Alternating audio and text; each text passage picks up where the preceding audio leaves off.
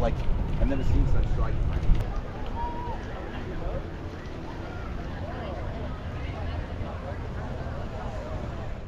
Lots of goings on here tonight, just tons of people.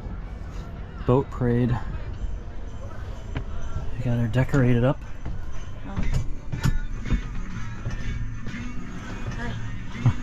Hi.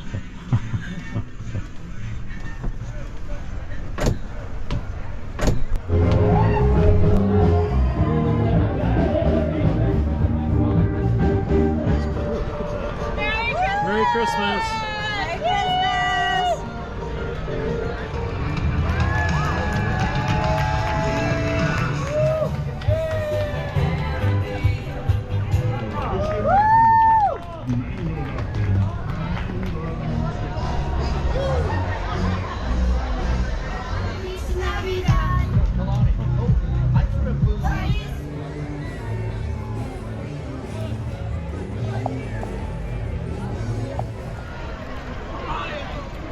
I can't even get the whole thing in here.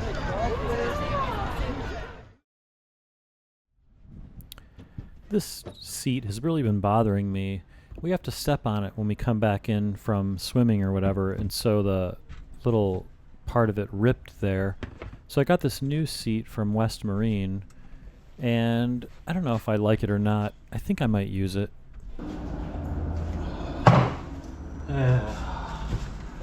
Look, I still have my Josh Post-inspired workout rings that I never opened from 2 months ago.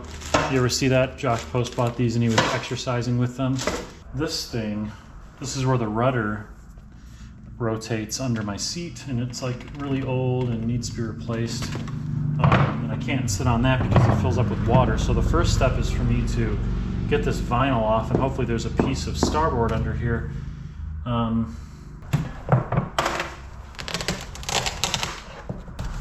Oh, it's not starboard, it's a piece of plastic. Well, the only piece of starboard I had is this, and it's not wide enough, obviously. And I thought, well, maybe I could just mount these tracks to this chair, and that's not gonna work. Well, I don't like that old piece of junk seat. I think what I'm gonna do is just put these rails on the bottom of this seat.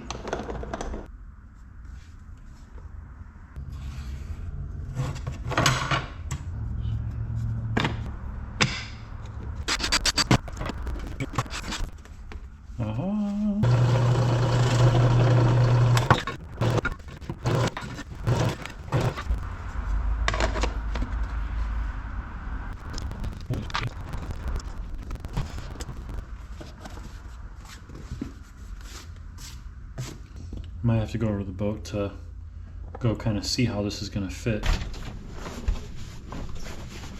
It's a little bit unruly. I'm glad we don't use this all the time.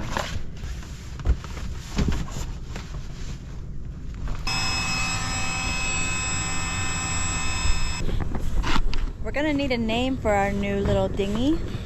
If you have any suggestions, leave it in the comments below. Yeah, go. Ready? I'll pull it a little tighter so you have it just in case. Okay, and this is just so it doesn't fall in the water if I fall or something. Okay. Jesus, how would you do this with a bigger engine? Give me more line. Seriously.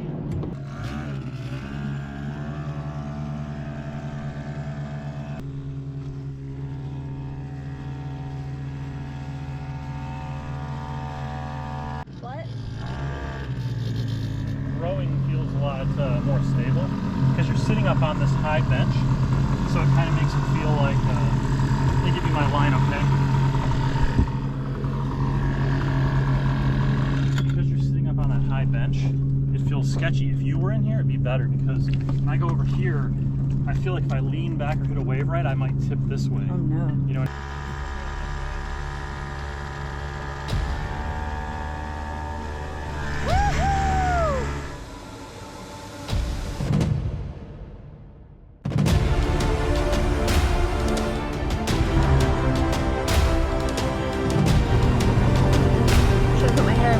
So far we've gone to the boat back there. We're not going full speed because we're breaking this engine in a little bit, so we're trying to just do half throttle.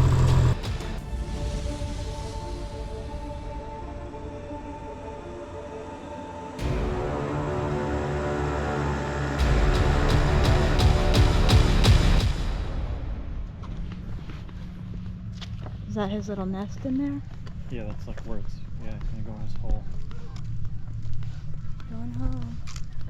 Stand here for a minute. Not but yeah.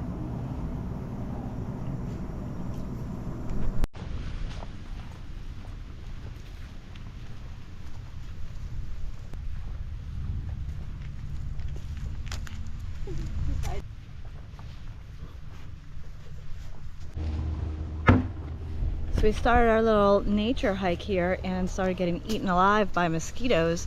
So we had to go back and buy some bug spray for $15, but Yeah. it'll be worth it. It's like, so just to drive up, put our little dinghy at the dock, get a really fried little tiny basket of food, and buy bug spray. It's been $60 so far. And this $5 coffee. So it's expensive, isn't it? And like, that's why I can't buy a Suzuki outboard.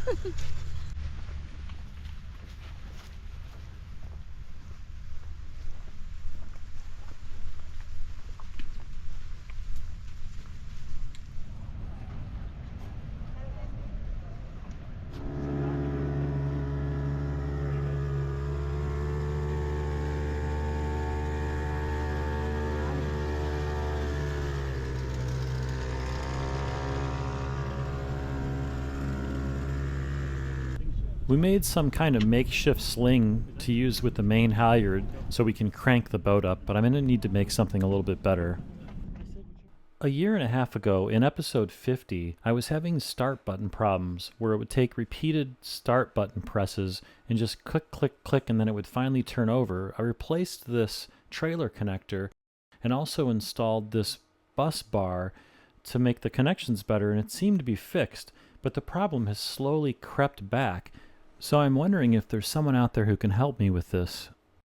I bought a load tester at Harbor Freight. All right, let's testing battery number 1 here, which is actually the back house front starter. Now I have it on all when I'm trying to start the engine, and it still started really slow, as if the battery was dead or low. So right now I'm testing the back battery, which is house. So house battery, let's see, here we go.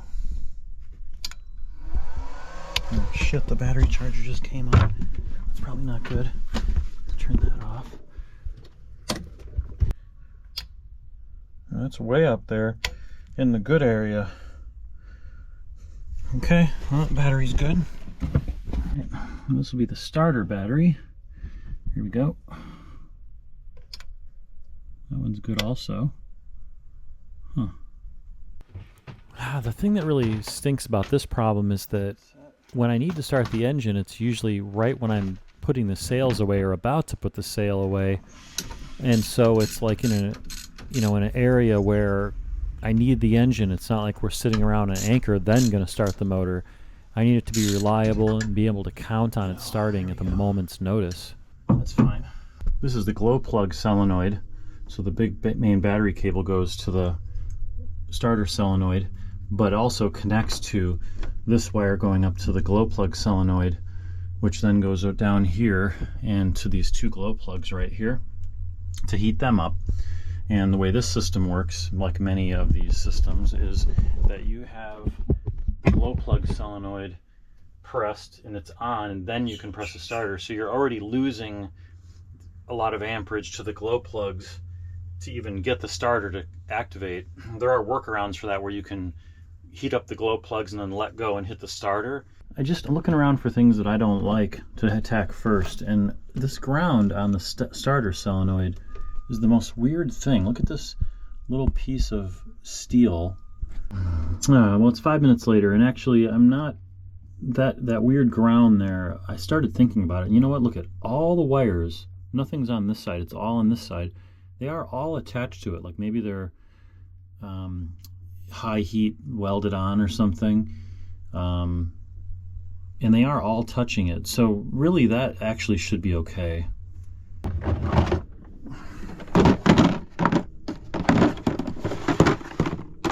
Get my bit on here to clean terminal connections. Wow, I just dremeled this with my bit here, my wire wheel, and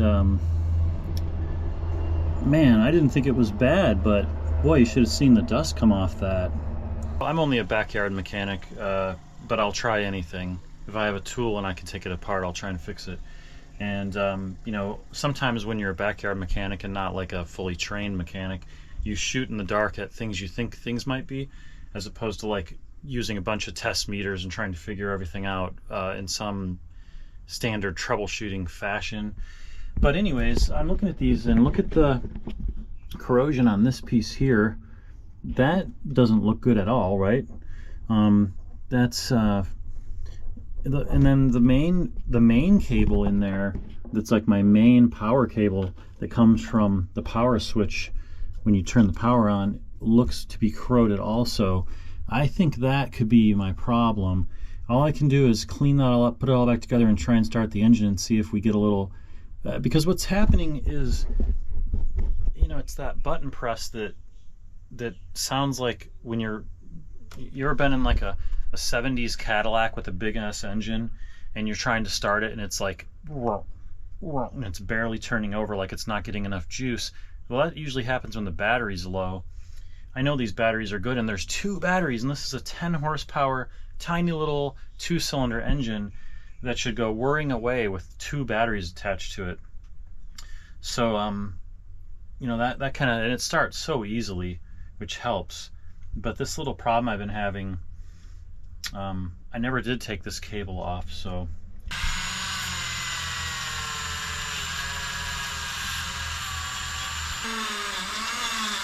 All right, so I have everything. Look at the mess in here. Yeah, it's like not a big area to work in, but I have everything. All I've done today is everything on that starter solenoid got cleaned. But anyways, it's all cleaned. Everything's polished up with the Dremel wire wheel. So that's my first step. I'm gonna go press the starter button and see if it's, you know, if it sounds a little better. It's weird though, because sometimes it's just bam, boom, lots of power, it starts right up. Other times it's like you go to press that start button and you hear the starter click, the solenoid's clicking, but it's like a low battery sound where it's like click, click, and you keep pressing it, and then finally it whirs and goes. You know, that could just be another bad solenoid, I guess, but the previous owner, they replaced that starter, which would have had the solenoid on it, so it's only like 3 years old. I'm not going to heat up the glow plug because I just want to hear it turn over.